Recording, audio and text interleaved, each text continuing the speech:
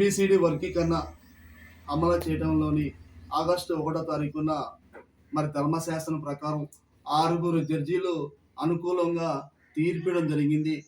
మరి అదే ముఖ్యమంత్రి గారు నిండి అసెంబ్లీ సమావేశంలో మాదిగలకి నేను ఉన్నాను, ఈ రాష్ట్రంలోని ఏబిసిడి వర్గీకరణ మొట్టమొదటిగా తెలంగాణ ప్రభుత్వం అమలు చేస్తామని చెప్పేసి సీఎం రేవంత్ రెడ్డి గారు మాట ఇచ్చినారు.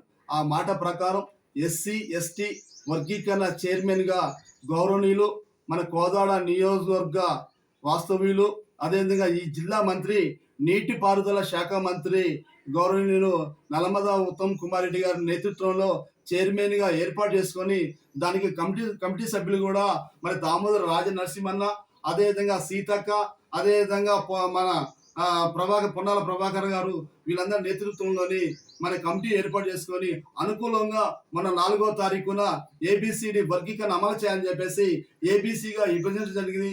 చాలా సంతోషిస్తున్నాం. ఇప్పటికైనా సరే మాకు 9% వచ్చింది కాబట్టి ఇంకా 1% అంటే 1% కూడా ఆల్రెడీగా ఏ గ్రూప్ లో ఉన్నది. కానీ మేమేమంటున్నాం అంటే గద్దర్ సంబంధించిన కులం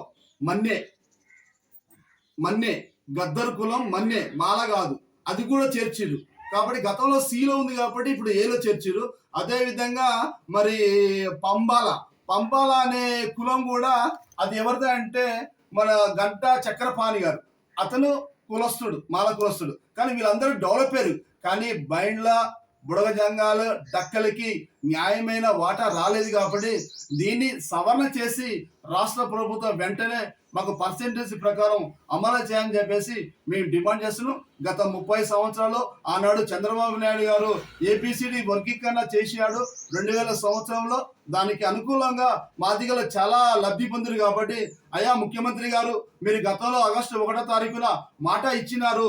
ఆ మాట ప్రకారం సీఎం గారికి ఒకసారికి మేము కృతజ్ఞతలు తెలియజేస్తూ, అదే విధంగా మీరు చాలా మంచి వ్యక్తిగా మీరు చాలా పేరు ఉన్నది కాబట్టి సీఎం రేవంత్ రెడ్డి గారు అంటే చాలా నమ్మకమైన ముఖ్యమంత్రి అని చెప్పేసి ప్రజలు అనుకుంటున్నాం. కాబట్టి ఇప్పటికైనా సరే మాదిగల పక్షాన మీరు నిలబడి మరొకసారి ఆలోచన చేసి రాష్ట్ర ప్రభుత్వం క్యాబినెట్ మీరందరూ కూర్చొని మరి సవరణ చేసి మాకు న్యాయం చేయాలని చెప్పేసి మేము డిమాండ్ చేస్తున్నాం. జై మాదిగ.